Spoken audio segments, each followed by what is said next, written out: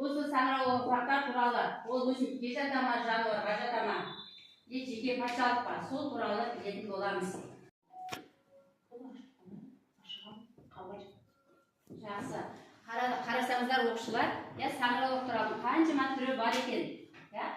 Олар бір жасжалы және көп жасжалы болып бөлінеді екен.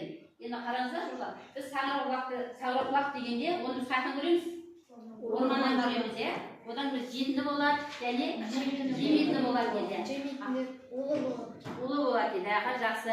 Ал енді сіздер білесіздер ме? Бар ма?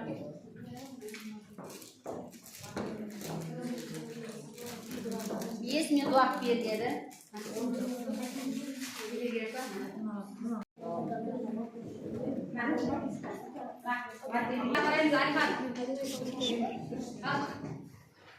Саңырауқұлақтардың адам өміріндегі және табиғаттағы маңызы.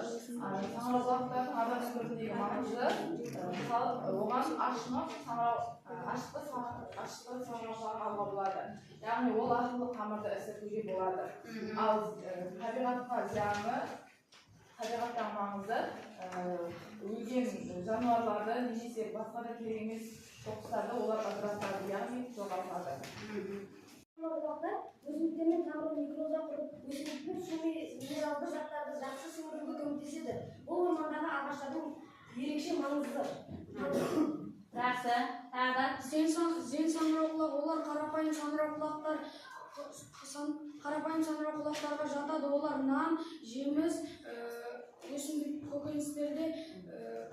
көкөністерде өседі. Олар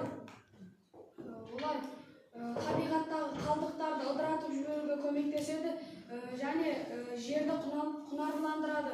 Жақсы. Олар кейде дәрі жасауға пайдаланылады. Антибиотик пенициллин. Ашытқы нан, айран, сыра, шарап өндіруге қолданылады. Тамақ өнеркәсібі ашытқы саңырауқұлақтар, нан, квас, айран, сыра. Саңырауқұлақтардың зияны жазылған. Яғни жең саңырауқұлағы нанды көбейтеді. Ал және де басқа да астарды, суларды көбейтеді, яғни зарарсыз болады. Саңырауқұлақтар жеуге жарамды. қоңыр болады. Ал өсімдіктер ашық көзге түседі бірден.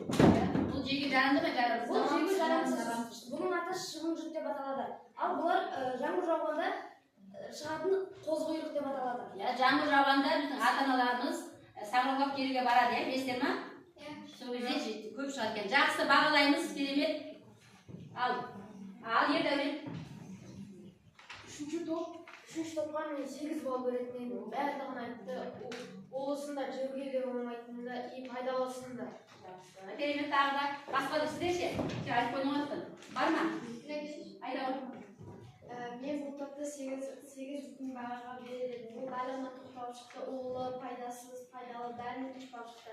Және бүкіл оқушы сөйледі. Жақсы, рахмет. Отыра қойыңыздар, керемет. Ажаталатын болсама пайдасы мен зияны табиғатқа бөлін. Жақсы, олай. Ал, кім бағалайды? Осы топтың жұмысын. Айта ғой. Олардың жұмыстары маған ұнады, өйткені бұлар саңырауқұлақтың қаншаға бөлінетінін және қалай бөлінетінін барлығын толықтай айтып кетті. Жақсы, толықтай айтып берді. Жақсы, Айхан. Мен бұларға 9 балл беремін. Айта беріңіз. Себебі олардың сәл қоңыр болады. Ал өсімдіктер ашық көзге түседі бірден.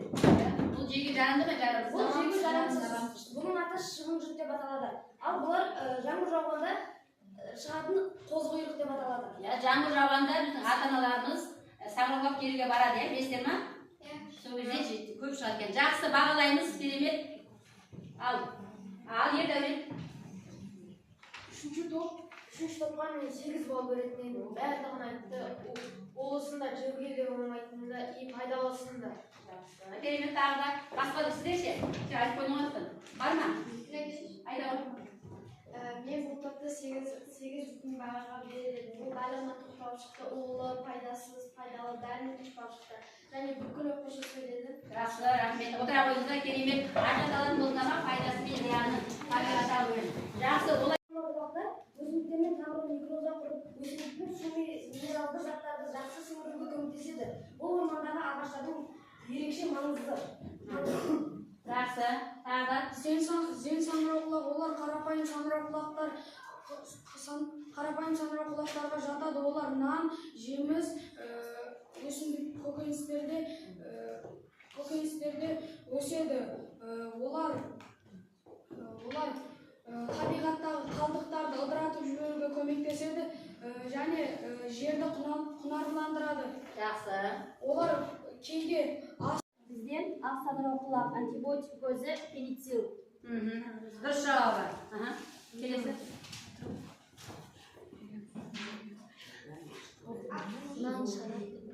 нан, шарап, сары өндіруге Ашқы саңырауқұлақ қандай да. Жақсы айтқан оқи ғой. хлорофилл болмайды. Өсімдіктерге ұқсамайтын белгі. Жасуша қабырғасы хитиннен тұрады. Жануарларға ұқсастығы. Қорзаты гликоген. Жануарларға ұқсастығы. Гидролифті ағза. Экожүйедегі маңызы. Табиғи ыдыратушы рөлі. Рөл атқарады арнайы саңырауқұлақтарға тән белгі. Жақсы. Бәріңіз осындай